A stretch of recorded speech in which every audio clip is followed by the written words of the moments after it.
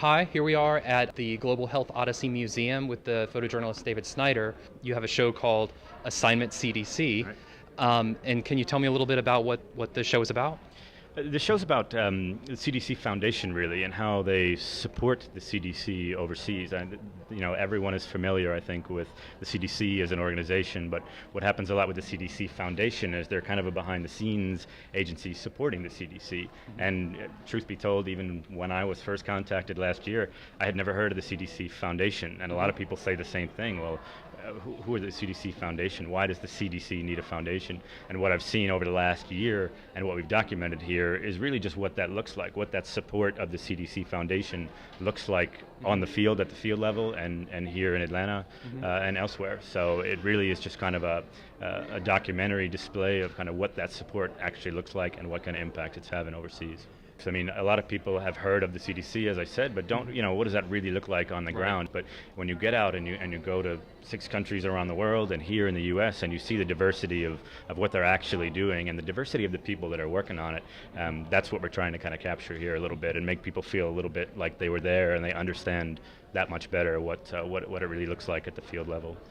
You mentioned looking at it as an artist as well. How do you, is there a line between photojournalism and documentary work and art?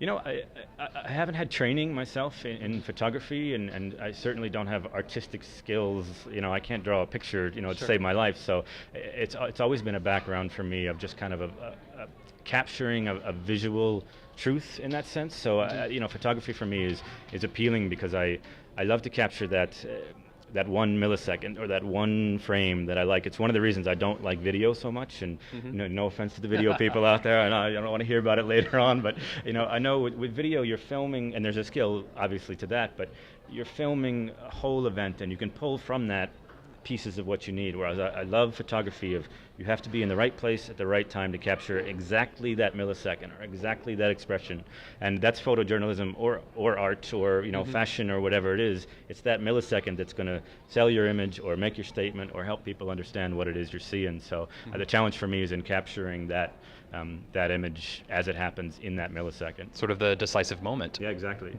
You took somewhere in the neighborhood of 6,000 images on these various trips. How do you edit that down to make a coherent show? And that really was thanks to the people at the CDC Foundation. I turn over a percentage. Most people that I work with, you're not going to come back and give them 6,000 photographs. It's way too much. So, when you're shooting photos, especially, you get the auto drive going, and maybe I have 15 and 20 pictures of one child, and maybe the head slightly turned this way, slightly turned that way, and you're going to go through those initially, and you're going to pick out which 1 or 2 or maybe 3 at the most really capture what that was, and I'll turn those in as a representative. I'm not going to send them all 15 of that one child. So you're self-selecting along the way. So you've distilled down your 6,200 to maybe 3,000 or maybe even less, to be honest, maybe 2,000. Pull out maybe 30%, 40% of what I shoot. So you've self-selected initially, and then you turn those over to the CDC Foundation, and they, along with the help of the curator here at this museum, really did the grunt work on that, and it was great to have their expertise because I've never done something like this. And I was saying I can see a photo and think that's a great photo, and I can take it. And if you're standing there and someone says, "Well, create a nice scene for us here," that's a lot harder for me. I need to visually see it, and as soon as I visually see it, I think, yeah, that works. But to stand there, we went through this the other day, photos a little low, photos a little high, it's harder for me to see that until it's on the wall. So I had a lot of, all that work was done through the CDC Foundation staff, and I think they did a great job of helping to tell the story. Everyone on some level these days is a photojournalist. Everybody is walking around with a camera in their pocket, sort of documenting their lives. Sure. How does that affect what you do as a professional?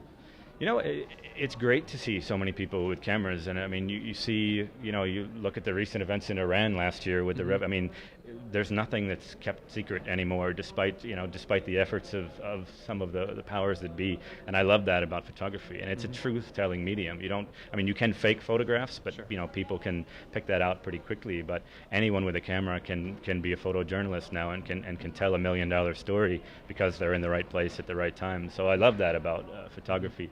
I think one of the complications it brings in, I know when I work with just some of the clients that I work with, I think it's difficult for some people who aren't familiar familiar with kind of how much effort and time it goes into taking photographs like this, and they say, well, our staff, they can go to that site and they can shoot it in 5 minutes. Why do you need 2 hours to do it? And think, well, there's a lot more that goes into it than just 5 minutes. You want people to be comfortable with you. You want to, you don't want to stand out. You want people to be relaxed, and that you can't substitute that. That takes time, and so that's a struggle sometimes in people's understanding of how long it actually takes to really get into a shoot and get people to relax with you, and I think capture a better photograph.